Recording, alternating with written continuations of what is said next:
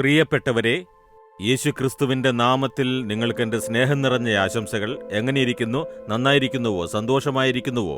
കർത്താവായ യേശു നിങ്ങളെ സ്നേഹിക്കുന്നു. നിങ്ങളെക്കുറിച്ച് വിചാരമുള്ള ദൈവമാണ്. അതുകൊണ്ടാണ് നിങ്ങൾ സന്തോഷത്തോടെ ഇരിക്കണമെന്ന് ദൈവം ആഗ്രഹിക്കുന്നത്. എങ്ങനെ സന്തോഷിക്കാനാ? ഒരു കാര്യവും നടക്കുന്നേയില്ല. അതിനുവേണ്ടി എത്രയോ പാടുപെടുന്നു, പ്രയത്നിക്കുന്നു, പ്രാർത്ഥിച്ചു നോക്കുന്നു, ഒന്നും നടക്കുന്നേയില്ലല്ലോ എന്ന് വിചാരിക്കുകയാണോ? ഒന്നുകൊണ്ടും ഭയപ്പെടേണ്ട. ഇന്ന് ദൈവം നിങ്ങൾക്കൊരു വാക്യം തരുന്നു. അതെന്താണെന്നറിയാമോ? 84-ാം സങ്കീർത്തനം 11-ാം വാക്യത്തിൽ കർത്താവ് ഇങ്ങനെ പറയുന്നു: നേരോടെ നടക്കുന്നവർക്ക് അവൻ ഒരു നന്മയും മുടക്കുകയില്ല. ദൈവം നന്മ ചെയ്യാതെ ഇരിക്കുകയില്ല. നേരോടെ നടക്കുന്നവർക്ക് അവൻ ഒരു നന്മയും മുടക്കുകയില്ല. അപ്പോൾ നിങ്ങൾക്കൊരു നന്മ ആവശ്യമുണ്ട്. അത് മക്കളുടെ വിവാഹകാര്യമായിരിക്കാം, പഠിപ്പിന്റെ കാര്യമായിരിക്കാം, ബിസിനസിന്റെ കാര്യമായിരിക്കാം, ശുശ്രൂഷയുടെ കാര്യമായിരിക്കാം. ഒരു നന്മയുള്ള കാര്യം നടക്കണം. ഇതുവരെ നടന്നിട്ടില്ല എന്ന് തളർന്നിരിക്കുകയാണല്ലേ? ഞാൻ നിങ്ങൾക്കൊരു നന്മയും മുടക്കുകയില്ലെന്ന് ദൈവം അരുളി ചെയ്യുന്നു. ഇന്ന് മുതൽ നിങ്ങൾ മാറ്റങ്ങൾ കാണും. നിങ്ങൾ വിശ്വസിക്കൂ. ദൈവം നിങ്ങൾക്ക് നന്മയുണ്ടാക്കുമെന്ന് വാക്ക് തന്നിരിക്കുന്നു. നന്മ തരാതിരിക്കുകയില്ല. അപ്പോൾ ഞാൻ വിശ്വസിക്കുന്നുണ്ടല്ലോ, പ്രാർത്ഥിക്കുന്നുണ്ടല്ലോ, എന്തുകൊണ്ടാണ് നടക്കാത്തതെന്ന് വെച്ചാ എന്താണ് ആ വചനത്തിൽ പറഞ്ഞിരിക്കുന്നത്? നേരോടെ നടക്കുന്നവർക്ക്. അപ്പോൾ ദൈവം ആർക്കാണ് നന്മ ചെയ്യുക? നേരോടെ നടക്കുന്നവർക്ക്. ഞാനും പ്രാർത്ഥിക്കുന്നുണ്ട്, വേദപുസ്തകം വായിക്കുന്നുണ്ട്, വിശ്വസിക്കുന്നുണ്ട്. അതെല്ലാം വേണം, അത്യാവശ്യമാണ്. അതുമാത്രമുണ്ടായാൽ പോരാ. നാം നേരായി നടക്കുന്നവരായിരിക്കണമെന്ന് ദൈവം ആഗ്രഹിക്കുന്നു. എന്നുവെച്ചാൽ എന്താണ് എന്ന് ചിന്തിക്കുകയാണോ? നേരുള്ളവരെന്നാൽ ബ്ലെയിംലെസ് എന്നർത്ഥം. അതായത് കുറ്റമില്ലാത്തൊരു ജീവിതം നയിക്കുന്നവർ. അവർക്കാണ് ദൈവം നന്മ ചെയ്യുക.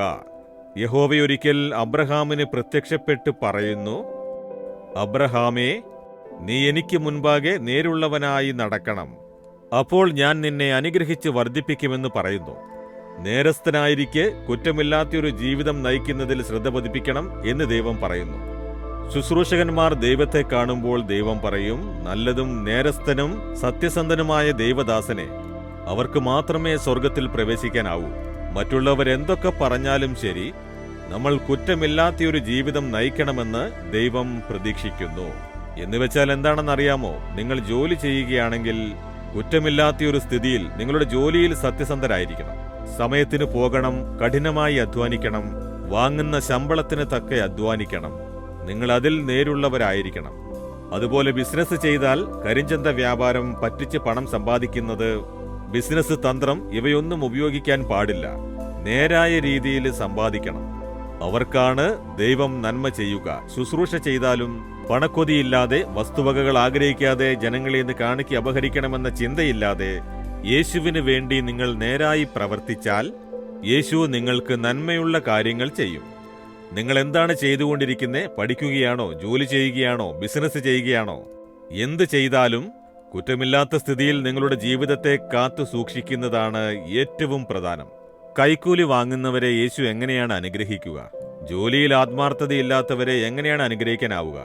കുടുംബത്തിൽ നേരുള്ളവരല്ലാത്തവരെ എങ്ങനെ അനുഗ്രഹിക്കാനാവും? ശുശ്രൂഷയിൽ നേരില്ലാത്തവരെ എങ്ങനെ അനുഗ്രഹിക്കാനാകും? ഒന്ന് ആലോചിച്ചു നോക്കൂ. അതിനാൽ ഇന്നൊരു തീരുമാനമെടുക്കൂ. ദൈവമേ, ഞാൻ നേരുള്ളവനായി നടക്കാൻ എന്നെ സമർപ്പിക്കുന്നു. കുറ്റമില്ലാത്തൊരു ജീവിതം നയിക്കാനായി എന്നെ ഏൽപ്പിക്കുന്നു എന്ന് പറഞ്ഞ് നിങ്ങളെ ഏൽപ്പിച്ചു കൊടുത്താൽ നന്മയുള്ള കാര്യങ്ങൾ ദൈവം ഉടനെ നടത്തിത്തരും. തടസ്സങ്ങളെല്ലാം മാറും.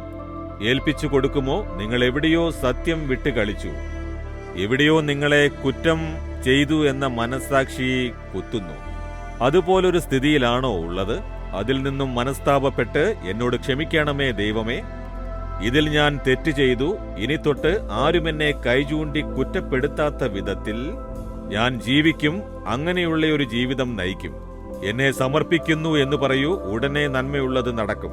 ഏൽപ്പിക്കുമോ നിങ്ങളെ? ദൈവമേ, കുറ്റമില്ലാത്തൊരു ജീവിതം നയിക്കാൻ എന്നെ സമർപ്പിക്കുന്നു.